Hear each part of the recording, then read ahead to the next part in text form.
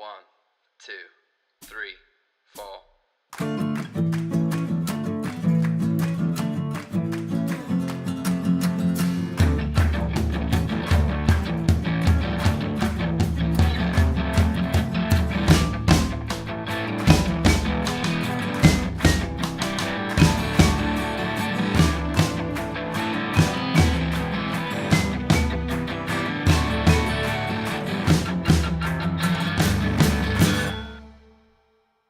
Hello everybody, welcome back to another episode of the Trial by Error Variety Show podcast.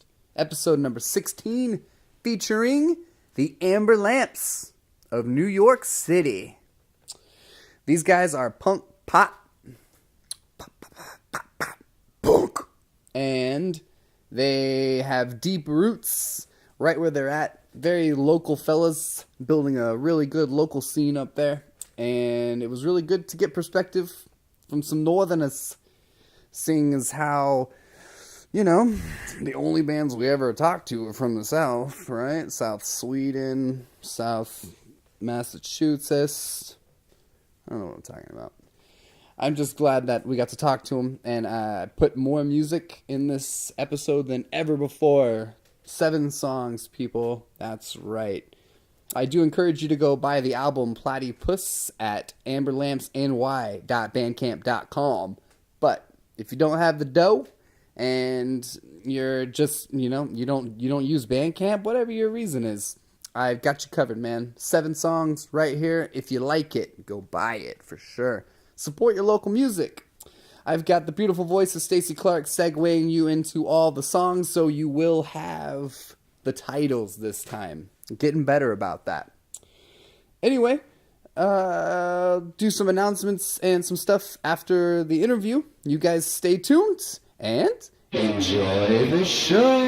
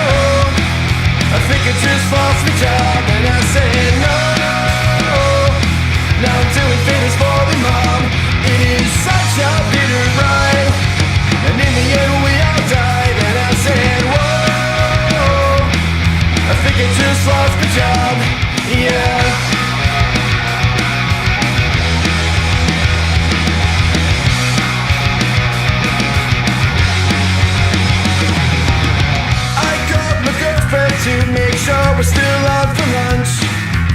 She said you're a worthless mess, so I asked her in a hunch.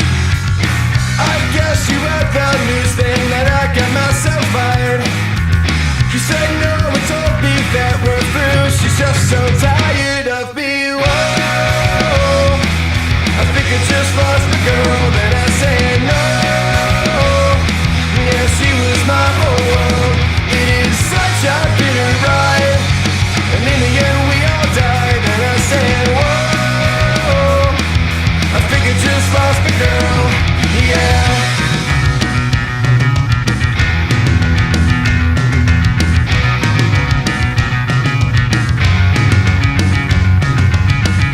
Making paper prints is the best time in bed.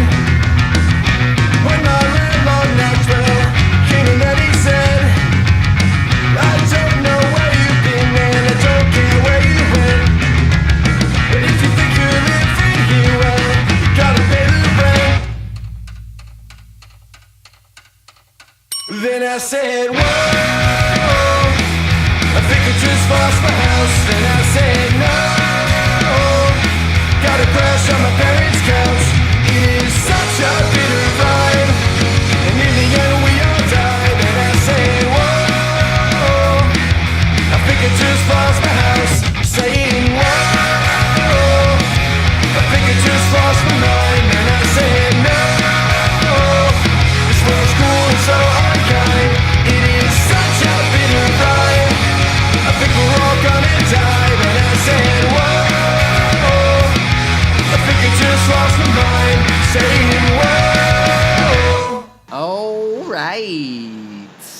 I'm talking to Amber Lamps from Yep.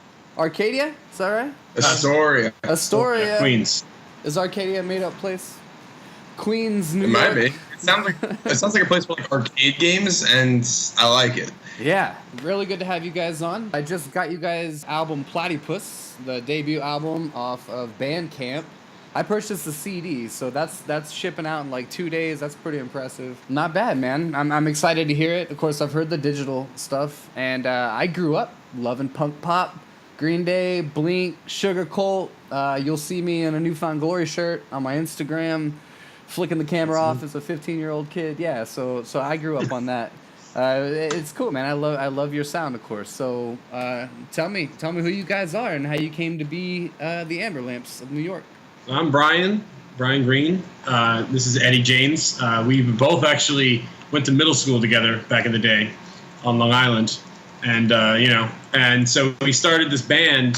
He's having a high school graduation party and wanted some live music. So we played a bunch of Green Day and Blink-182 covers. Yeah. And, we've been fiddling around for years, and then eventually we really started getting serious, started writing our own songs and playing shows, and now we got this album out. It's 7 years. You mentioned in the info you sent me, it took to get everything to where it is right now. It's funny, when you're writing an album about maturing and about getting through it, I mean, how better to write the album than just to write it as you experience it? That's probably a really cool way to do that. Yeah, a lot of our songs have to do with that, like, whole coming of age and just that weird stage that we were kind of in when we were writing a lot of this stuff. And most of the songs came from I'd be in a situation and I would think to myself, yeah, man, somebody should write a song about this. And then it's like, I could be the one to write that song.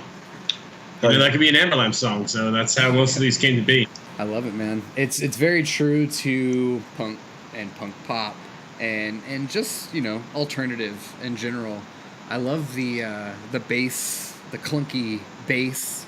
You use Ernie balls? Yeah, I got Ernie ball strings on the recording. It's going through my SVT Classic that's turned up way too hot, and I really like the way that it came out. Yeah, that sounds great, man. Between the Lines, that's the one you guys are kind of pushing out there, right? What made you kind of single that one out? It's one of those songs that came together very organically. There are other pieces on the album that we sat down and we worked with and we ironed out. But Between the Lines was kind of special in that Brian was like, I have this rough idea, and then I threw down the bass line, and our drummer threw down his drum part, and it was just something that came together beautifully, very quickly, and it was very much effortless to make that song. And it is one of my favorites. I feel like it does really hit to the core of the kind of music that we do.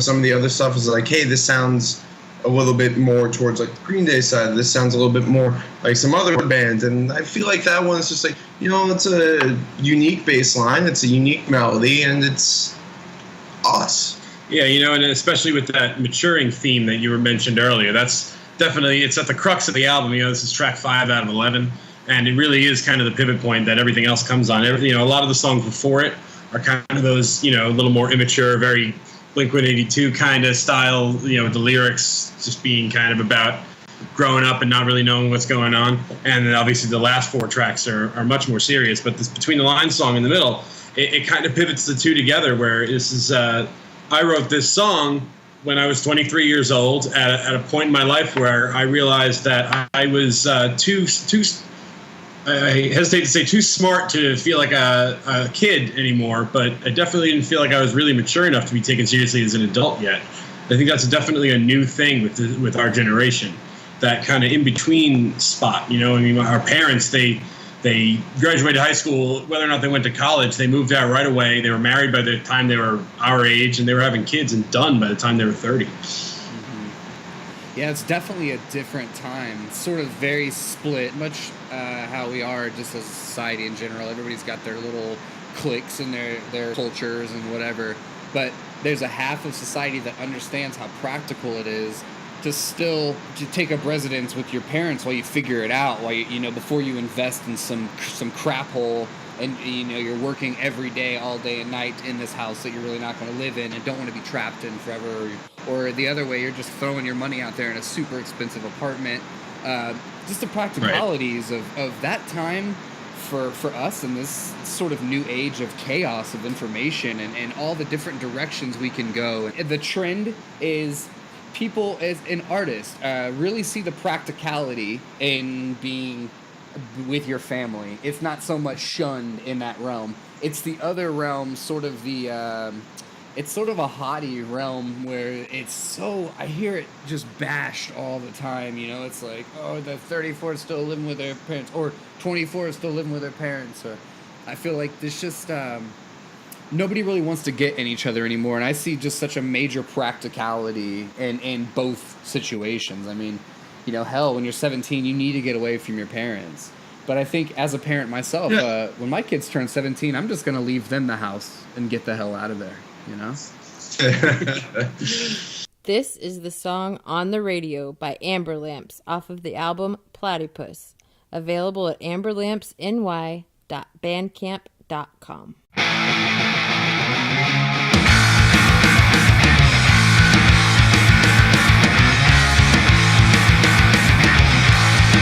Been so long since I've heard that sound. I like the feeling it's just driving around. Hear the blues from the DJ. Hear the tunes that he wanted to play on the radio, on the radio, on the radio, on the radio. Times have changed, now it's been a while since I've even touched the radio dial. Writing songs where I can't be sure, don't even know what's it like anymore. On the radio, on the radio, on the radio, on the radio. I can't listen to this anymore. Feels like I'm stuck in 1974. See a show up with something new. Where to go, run out of the clue. I want some to figure on the pulse. Into the ground for the next impulse. Now I'm stuck in a vortex. I think I'm falling away. Even so, I go to the dance, because I know if I was given a chance, I'll make nice so we get along. And maybe one day I'll hear my song on the radio. On the radio, on the radio, on the radio.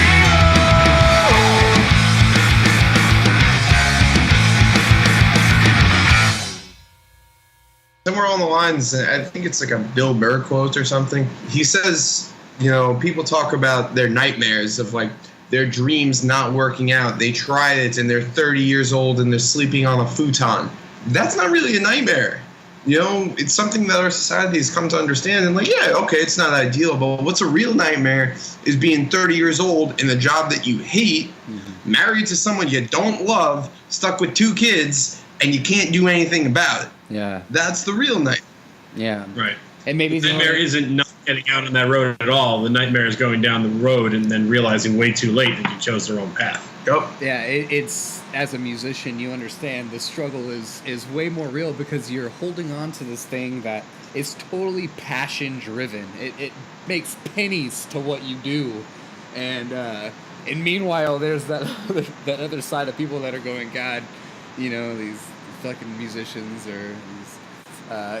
They feel like somehow we've detached ourselves from an actual, money making sort of agenda, you know, when really it's kind of like we're reaching further, we're reaching higher than most people dare to reach, and it may take us longer to get there, but once you get that step up, I mean, people don't just stop, you know. Look at all these performers that are in their 80s and 90s still going.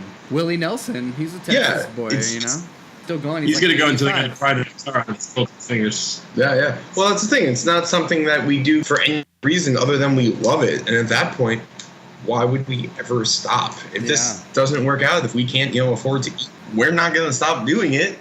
It's just always going to be. Yeah. So I'm so glad you're making those points, man. It's one of those things. It's just it's so easy to just fall apart now as a human being, and you got to pick yourself back up. You gotta be able to teach yourself to be happy and all kinds of stuff. There's so much pressure just to wear a smile nowadays, you know. And music is just, for people who play it, it's a meditative thing. It's a total escape. It is the the prime escapism, you know? Do you guys do any other music as side projects as musicians besides punk pop? Do you have any other influences like that, or is this kind of where you guys get together and sort of find your middle ground? In terms of writing music, this is pretty much our bread and butter. This is where it pretty much all goes. I fiddled around with some acoustic arrangements that honestly will probably make into Amberlamp songs down the line. We obviously this album is very heavy, leaning into the pop punk, but even in this album itself, the last couple songs, it leans a little bit more into the alternative rock and the rock and roll kind of standpoints a little bit. I mean, we like to think that if it's me and it's Eddie, it's Amberlamps. I mean, obviously right now it's pop punk pretty much all the way, but that's not to say that we won't ever explore any other kind of genre tweaks here and there, whatever inspires us. Yeah. I love the album art too. That's really cool stuff. I like the way you guys presented all of that. Just kind of the comic book, gritty look, man. I love it. Plaidypuss. No, we love the way it came out because like the street in the back is actually like the main intersection right by where we live in Queens. Like that's not just like some like stock picture that we Googled. Yeah, that's a photo that I took. And the cat is the drummer on the album. That's his cat. Oh man! So we went there, we took pictures of his cat, sent it to an artist who put them in a plaid shirt. There we go. Dude, that's really cool. I noticed just about the whole album, you guys really stuck to you. I mean, it all just like you said when you were just I want to make this a song, this ordinary thing. Even with the home recordings, I was able to listen to those. I think it was on SoundCloud. I was listening to them. There's some really funny stuff in there, and. Mm-hmm. And you do have the tribute song on there as well, so you definitely have the ability to write a very beautiful and serious song. But I just love how you use that fun as your main theme, just fun and growing up and kind of grabbing it by the balls, Yeah, we always try to. Yeah, I mean we're not super serious guys. So we have obviously some serious songs in there, but like you said, we like to kind of infuse some humor in those songs. I wouldn't say any of them are outright joke songs, but I just like there being a little, humorous lines in there every once in a while. As a matter of fact, when we play the song Another Lie live, in the last chorus, we change one of the lines to just make it funny, and I feel like only the people who really know the words of the song will really pick that joke out when we do it live. Yeah. This is the song It's Not All Right by Amberlamps off the album Plaidypuss, available at amberlampsny.bandcamp.com.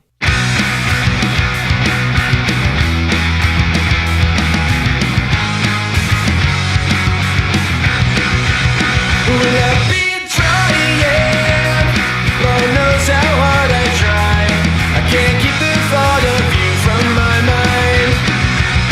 And I've been dying each and every night, and nothing seems to make me feel right. 'Cause I fight and I scream, I don't know just what this means. Down and straight in through the center, setting wide. Though I want this to be just another crazy dream, but I cannot take you along for the ride, 'cause I know it's not alright.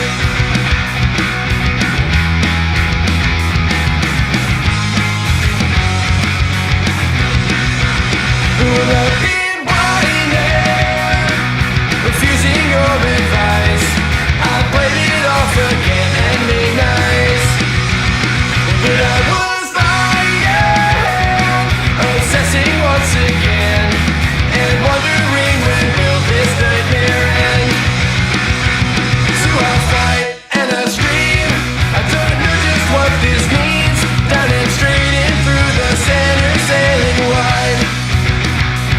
Though I want this to be just another crazy dream, but I cannot take you along for the ride, 'cause I know it's not alright.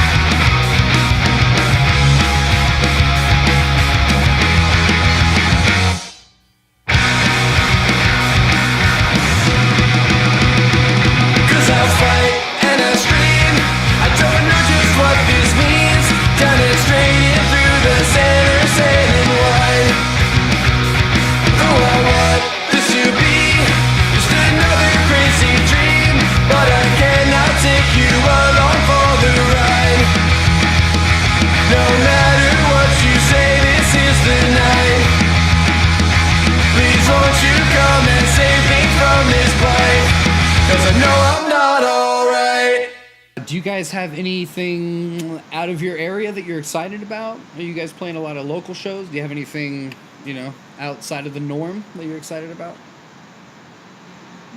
Not really, because the thing is, the way I think about it is we'd love to do a little bit of traveling and check out other states and play shows to people that we've never seen. We played down in at the Jersey Shore, like right where they filmed that terrible TV show.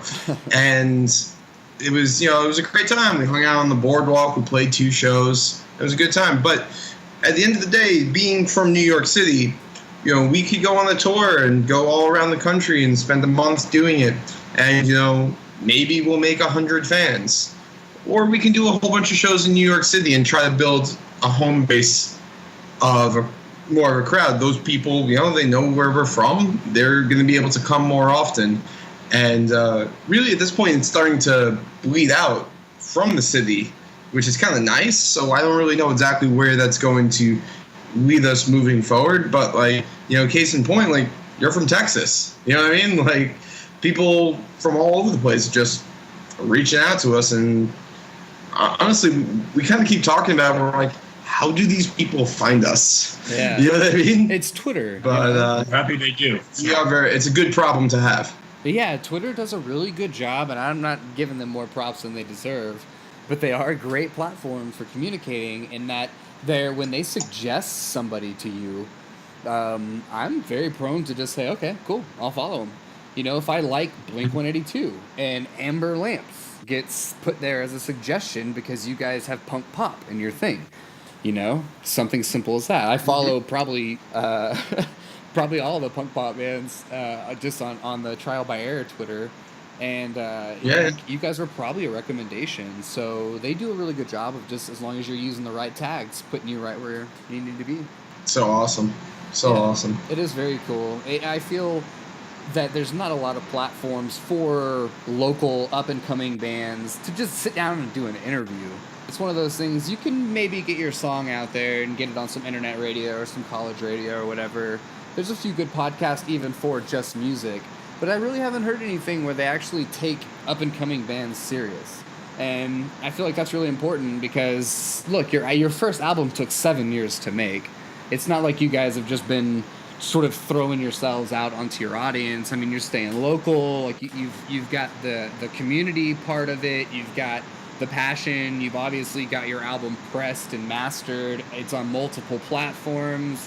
It's you guys are promoting yourselves on Twitter. So why shouldn't you be taken serious? If only more of the industry thought like you do. I feel the same way. So maybe we're just planting seeds, both of us together. All these bands. I like to think so. We got to look out for each other. The scenes, I guess you guys probably, since you do play a lot of local shows, you play with a lot of the same bands. And that's really a cool thing when you just continue to play these shows together. It helps the people who are booking the shows get more bands on, fill up faster, especially if you're pulling crowds. But you build up that network that's so important because it starts right there. And if you have eight bands that you play with that are equally as passionate, they're going to be reaching out just like you are on Twitter and putting themselves out there on different platforms, and you guys are cross-promoting each other. Yeah, and it's great. One of the things that we like to do with a couple of our friends' bands that play out here, because they're just people that we played shows with, and one of them jumped up and played drums for us at an open mic night. We were just randomly ran into him. But we like to mix different groups of friends. And we'll set it up so there's bands playing are staggered between the groups. So if you come to see that band and I'm like, hey, yeah, you should stick around because my buddy Tom is playing tonight and they're really good. You're more likely to stay because you trust me and you know me. And then the bar is happy. Everybody's drinking more, having a good time. Kind of like a win-win situation for all parties. Yeah, drink up, man. Hell yeah. It really is. This is the song Another Lie by Amber Lamps off the album Plaidypuss. Available at amberlampsny.bandcamp.com.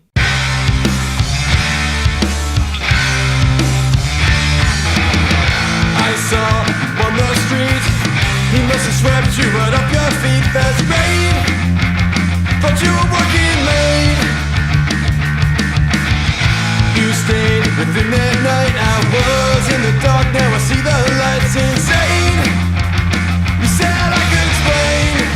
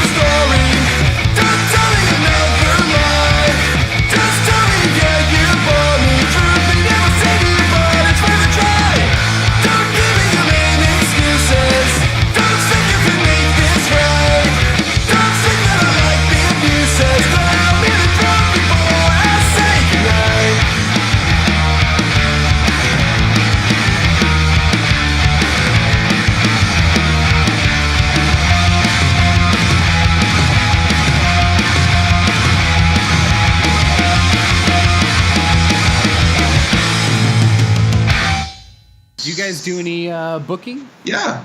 I mean, I'm in contact with a lot of the guys around here, especially in Astoria. We have, a couple spots around here that we just reach out to the guys and we're like, hey, give us a night. And they do. And we're like, all right, yeah. And then we don't talk to them until we see them the day of the show. And it's like, hey, Rusty, how are you? You know what I mean? And it's just like, oh, cool. Got 4 bands? It's like, yeah, I do. Here's a flyer.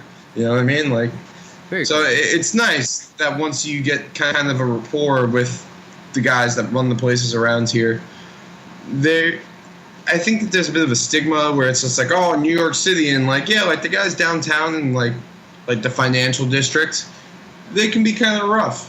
But the people that are like, this is Astoria, this is Queens, we've never had a bad experience. Mm-hmm.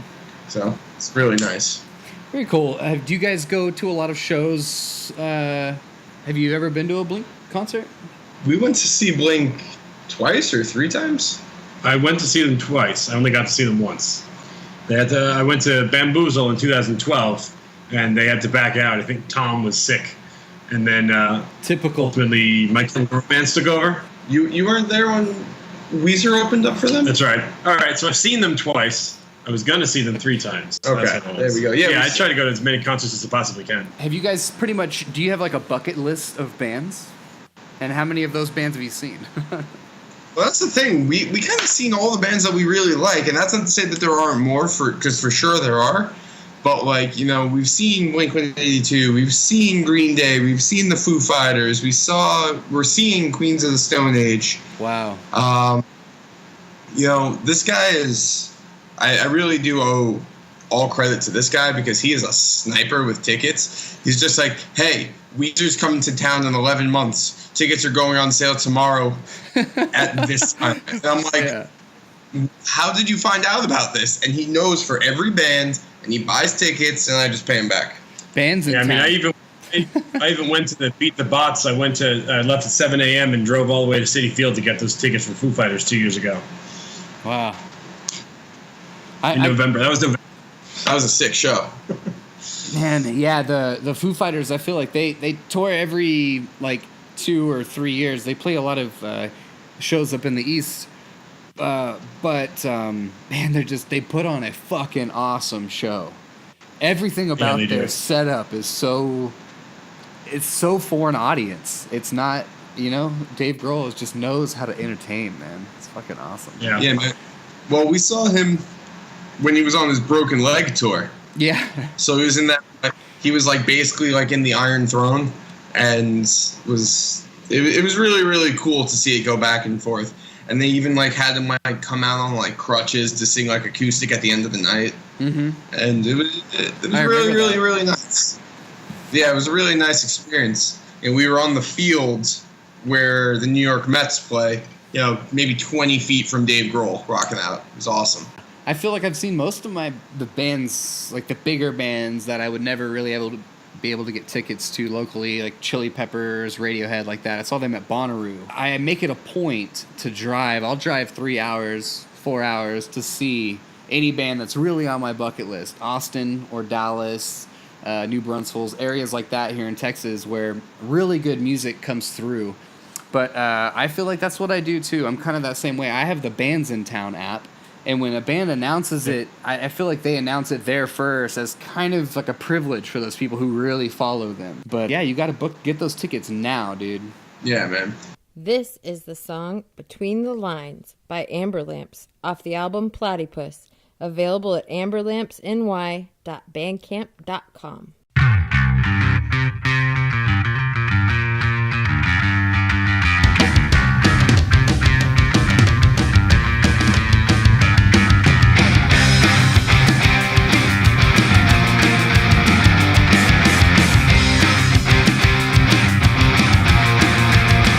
On the corner of confusion and Stewart Avenue, find me jumping to illusions on the road to something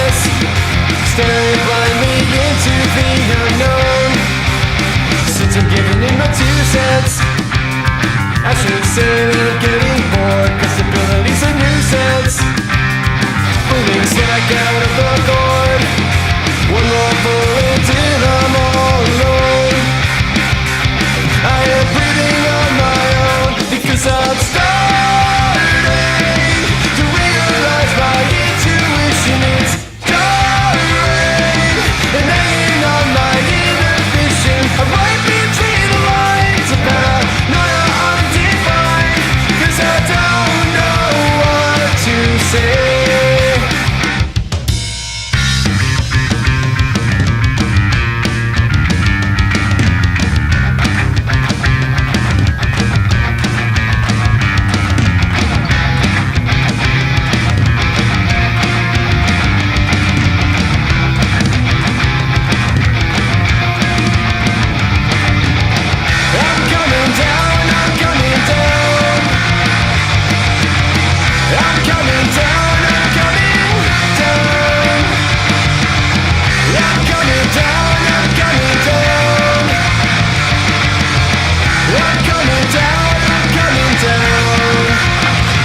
Cause I'm starting to realize my intuition is going and hanging on my inhibition. I'm right between the lines of paranoia undefined.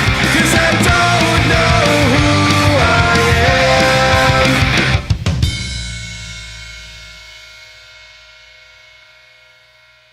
am. Who produced your album? Did you guys do a lot of the production, or do you go to a studio? How did that get done? So I was in the band back in college called One Ton Tomatoes, and we played out, we made a record, and we had a lot of fun. And my guitar player in that band got married, and things kind of slowed down for him, and he decided to open up a recording studio. And he works directly with one of the big churches on Long Island, so that they have a deal where he makes their music too, and he can use the studio for whatever he wants, and they help fund him.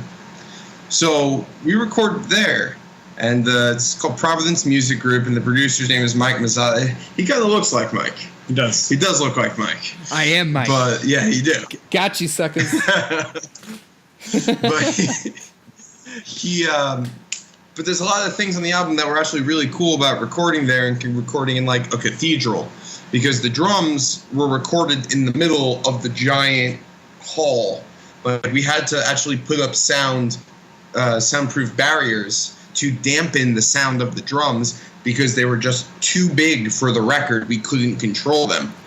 And then at the end of Discretion, where we break it down and it goes into halftime, and we're actually singing from the balcony to a microphone on the other side of the cathedral, and it just adds a cool full reverb effect underneath the main vocal. Yeah, that's not artificial reverb at all. That's 100% just the room that we were in. I kind of picture people just kind of in the other room, all huddled up in a room screaming or something, but that makes total sense. You're up on a balcony yelling down at a mic, dude. That's a really Did you guys get pictures of that and stuff?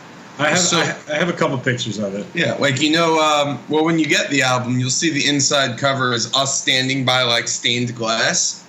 That's the balcony in the church. Yeah, it's a big, massive, 8-foot round circular stained glass thing you can see from the outside of the church. And on the balcony, you can stand right in front of the thing on the inside. And we got a couple of great photos in front of that. Oh, awesome, dude. This is really cool. I can't wait to get my physical copy.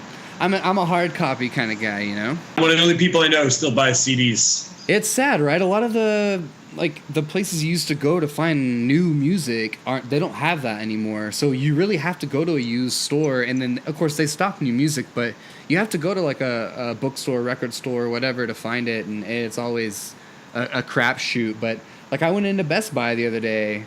I hadn't been in there in years to buy a CD. They only have the top 10, I think. They only have the new stuff. Yeah. It's crazy. And I kind of had a hunch Target was the same way, because that was another place you could go to find the day they were out, And no, dude, they didn't fucking have it unless it was on Top 40 radio. It was not in there. My mind was. I remember 10 years ago going to Target, and they had this gigantic music section. They had it separated out by genre and everything. Now you go, it's 2 racks. It's crazy. If that much. It's insane. But what I do, there's a store in here. It's a Japanese store called Book Off, and they sell used media stuff. And that's where I was able to get an old copy of Beck's Odelay and some of that older stuff. I actually found a copy of The Enema Strikes Back, the Mark Tom Travis show there too, awesome. Which I was excited to find. Yeah, that was awesome. It's sad, man. It's like Amazon bought all the music, and now you have to buy it through Amazon distributors. Yep. Yeah, I mean, we can sit here and criticize Bezos all day. I mean, there's a lot of things with Amazon that are questionable. But what I do think is kind of cool about it, and perhaps a silver lining, because we all agree that we all like to go back to the place of huge music libraries in everybody's house. Everybody misses the day of like going out to the store and buying like the new Michael Jackson record and can't wait to ride home on your bicycle and put it on. People miss that. But at the same time, we have this digital medium which is nice, and you still can purchase your CD, but you also heard our stuff already. Yeah. And that's cool that we can just show that to people. People's like, oh man, I want to check out your band, and we don't have to be like, hey, do you want to buy a CD? We can be like, hey, here's our business card, check it out. Yeah. And then a lot of those people wind up coming back for shirts and stuff. Yeah, I was gonna say that. No, but I really was taking it back to those days where you could take a record out of the sleeve in the store and play it in a listening booth in the back. There's a 20-year period you couldn't do that at all. Yeah, there's people now that they're making albums. Their CDs. Tycho, I think, was one of them that I bought recently, where I actually pulled it out of the sleeve, and then it had a record sleeve, like you pulled it out of the record sleeve, which... Yeah. And I'm sure more people are doing it, but that was just the most recent incident I had. And I'm over here kind of shitting on the digital distribution, not necessarily, because I agree. The demand for it is now, so being able to stream it free and listen to it and preview it and all that, that's something that has revolutionized right now as far as how we can get music out there instantaneously. And we don't even have to suffer having to order it from Amazon. I feel like there's a lot of independent people out there buying music and selling music through Amazon, even if it's Prime supported or whatever. But I'm just one of those people that needs tangible for that same reason. When you want to share it, you don't want to give somebody a burned CD. You want to be able to give them the artwork. You want to be able to give them the lyrics and everything. Really share it with them, Yeah. My favorite thing about having this record is that now I feel like I can hold this in my hand just as much as I can hold a copy of Dookie in my hand. They're right next to each other. You know what? They're both projects. They're both products. They're both the culmination of years worth of work. And you know what? Who's to say that the work that we did is less important? Obviously, we have a much smaller distribution model here. So far. Yeah, that's your... we don't have Repriest Records behind it, but you know what? We put a lot of work into it also. I want to have a product at the end of the day. I don't just want to have, a couple of files on a flash drive. Absolutely. Definitely. That's your Cheshire Cat, your Kerplunk, your fucking... Let's see. Let's go. Take it back to some first albums in that room. Slaughter. There you go. Like Buddha. Oh my God. Half Hour of Power. I was just thinking Half Hour of Power. Yeah. Yeah, it's a great album. It really was. 30 minutes, just right on par. They draw it out just to make it 30 minutes. Yeah, it's like 4 minutes of blank space at the end of it to make it 30 minutes. They didn't even have 30 minutes of music. That's pretty funny. It's powerful. Yeah, I mean... This is the song Adrenaline by Amberlamps off the album Plaidypuss, available at amberlampsny.bandcamp.com.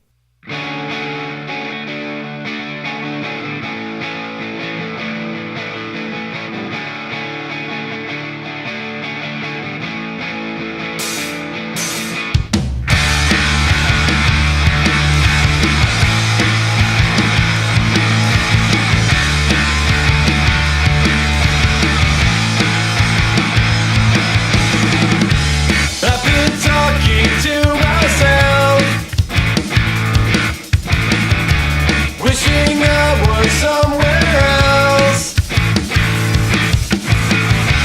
When I die, I don't know when. I can't end, I just began. Feeling like I can't be here. My senses are no longer clear.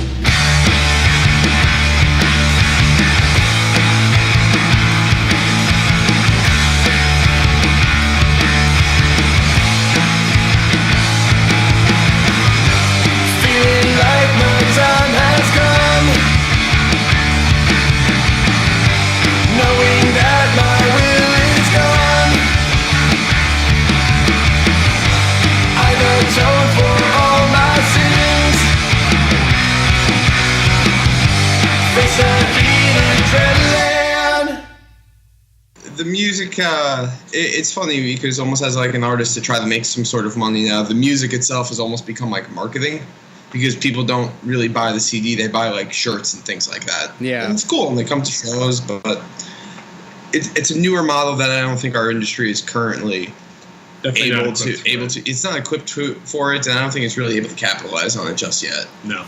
It does, give it 10 years. We'll see what. It's up to you guys. That's what's so great is right now you don't need a label. You don't need anybody to represent you because bands, even on labels, are making their money with T-shirts and promotional items at shows. So if you can engage with an audience enough that you sell 10 T-shirts, you got paid that night.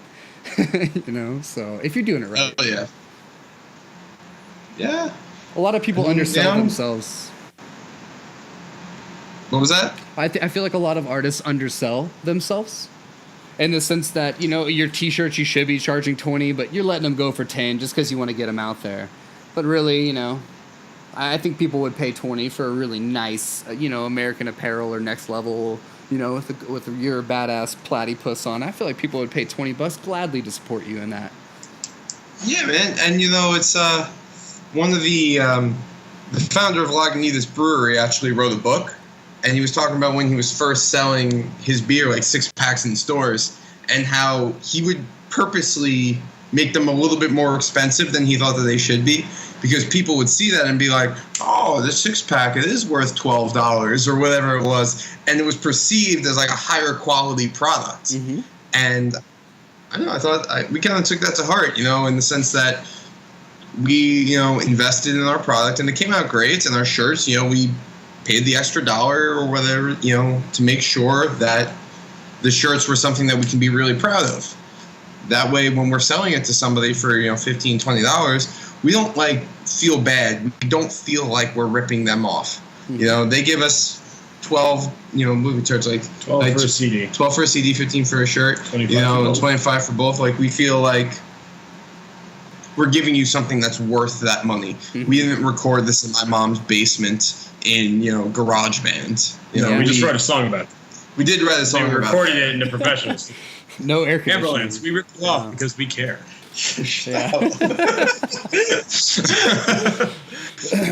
Yeah, man. There's you're right on with that. As far as you guys can provide something of quality to the people who want to support you, that's what it's all about. Is you're not, nobody thinks, I don't think anybody would ever think, oh, they're ripping me off with this $25 shirt. They're always going to think this is a better quality shirt if it's $25. Like, what about that shirt is better? Is that some sort of dry wick? Is that what, can I see the blend on cotton? They're not going to think, oh, these guys are ripping me off. Because that's what shit costs nowadays, Yeah. We played a show once. I'm not gonna name any names, but one of the bands there they were just giving out CDs, and they were burned CDRs with the name of the band and the name of the album scrawled on it in a pen, and they were giving it out for free. And I took it home and I listened to it. And I'm like, yeah, this sounds like it's free. Yeah, it sounds like it's worth this much money. Yeah, and we put the money in. We got Scott Hull a master disc to master our album. Yeah, he's got some big dudes under his belt. So he's we really, when we decided to do this, we said, all right, we're not going to half-ass this. If we're going to record a record and we're going to take these 11 songs that we took all this time to write and prepare and practice and get ready and play for all these people, we want it to sound perfect. We want it to sound like the Amber Lamps turned up to 110%, and I think that's what we got. Awesome. Oh yeah, I love Amen. it. Yeah, I love it. I recommend it. I'm definitely connected to you guys on all the platforms, so I'll be sharing your even your shows that you're doing up there. If you ever come to Texas, I got your back down here. But it's been really fun talking to you guys. I'm gonna go listen to Plaidypuss some more while I go play video games for a little bit and kind of get more familiar with it. Yeah, I'm looking forward to hearing what you guys got coming out in the future, so keep me posted. Hell yeah, man, we will. It's been awesome talking to you. It's been a fun time. Cool. Appreciate it. Peace out. Good night. And last but not least, the song James by Amber Lamps off of the album Plaidypuss, available at amberlampsny.bandcamp.com.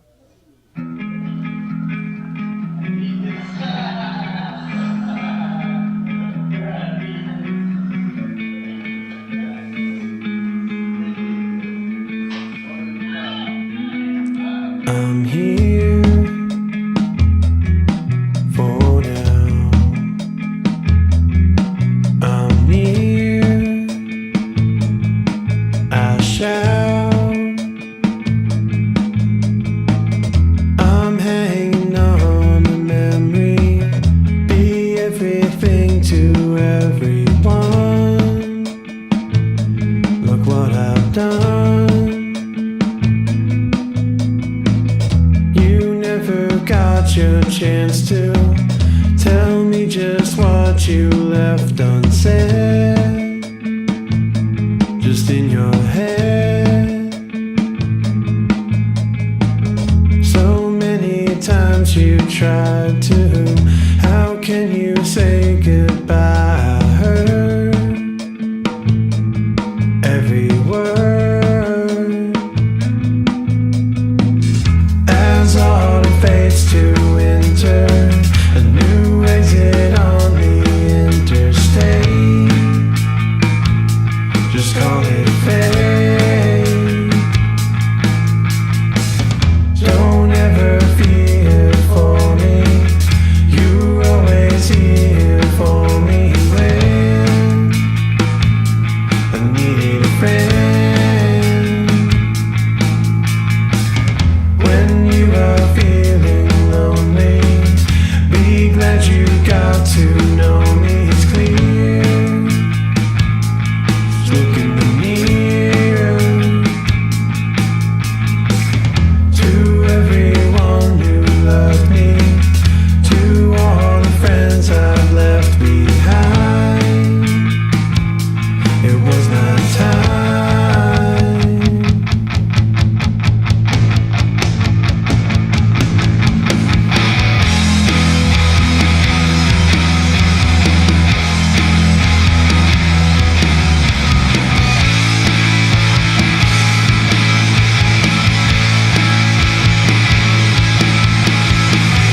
I'm not finished with you. I cannot see you go alone. Not coming home. How could you do this to me? You left us lost and unprepared. It isn't fair. Oh, oh, oh, oh, oh.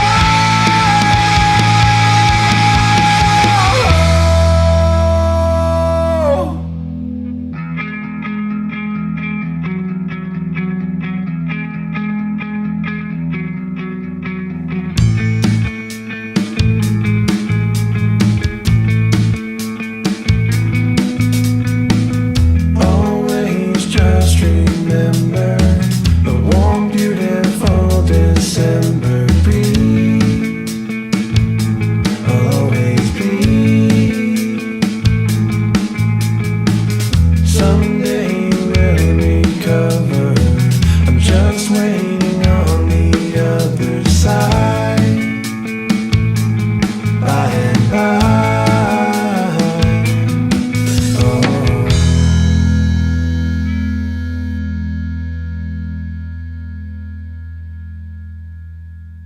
Oh man, very, very cool stuff. I love pop punk growing up. That's a huge part of my musical database is the punk pop. So very cool to talk to some brethren in that realm. This week was especially interesting for us. It was the beginning of the week we had a complete solar eclipse, and then at the end of the week was the biggest hurricane in Texas history. Well, I guess the last recorded history, 500 years or so, something like that. Definitely the most recorded rainfall at one time in U.S. history, and a lot of people were affected by that. So our hearts go out to our fellow Texans and our fellow Americans that were lending a hand to pull our fellow Texans out of this rut. So many people came from all over, the first responders and just volunteers from everywhere that came to do whatever they could. And it's just such a really cool thing to see humanity step in like that. And also overseas, there's in India, and I'm not exactly sure because I'm an ignorant American, 1,200 more people lost their lives in these great floods, in these monsoons of rain. So our hearts definitely go out to those people. This is planet Earth, man. And these, no matter where you are, you you're affected by this stuff. I hear that the donations that we give to the Red Cross go to those people first, actually, not even to the hurricane victims here. So if you're looking to donate directly to victims of Hurricane Harvey, JJ Watts has something going on, and I've seen Whataburger, God bless him, donated like $2 million, and the Big Ape also is supposed to do like $1 million. So that's cool. I mean, it looks like people are really pitching in. So if you're looking to get your hands in that pot and get dirty, I definitely feel like there's a lot of construction and stuff to be done down there, and for volunteer, for money or whatever. But regardless, it's been a really funky week. So glad to be back in the sunshine and looking forward to some fall weather. I'm gonna have the schedule of my kids too is changing, and I know that's weird. You guys are like, why are you talking about this? But this actually affects what I do with this podcast. So when I have my kids, it's kind of hard to sit down and spend 8 hours or whatever it is putting all this stuff together. And sometimes 8 to 10, 12 hours an episode with uploads and interviews and transfers and stuff like that. So I'm getting a better schedule is what I'm alluding to. And I'm going to be putting in a lot more time, getting a lot more interviews, and my schedule also allows me to do a lot more editing with privacy and quietness. And so hopefully you'll be hearing a lot more music.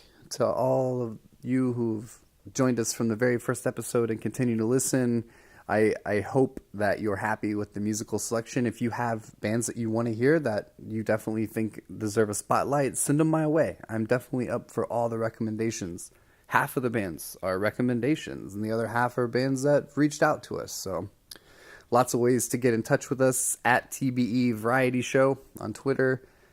Also on Facebook, TBE Variety Show as well. Trial by Air Variety Show anywhere else. Check us out on Stitcher. We're going to try to get on the Spotify. I know that they're doing podcasts right now, so hopefully we can join the Spotify family. Tons of people use that.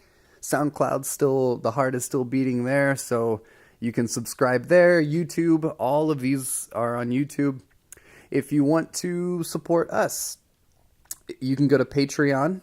They're a really cool site with different tiers, levels of support.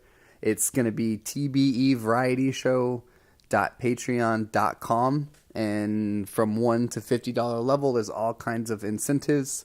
We don't have any supporters yet, so please, guys, give what you can. And we're going to try to get more notable bands, and we're going to try to throw live events and create merchandise. And so no dollar goes unaccounted for here. It doesn't go into my pocket. It doesn't make me rich or anything. I have a job. I work hard for the money I have. So the fan money definitely goes back to the fans in some way, shape, or form. So thank you guys for listening so much. Continue to take care of one another.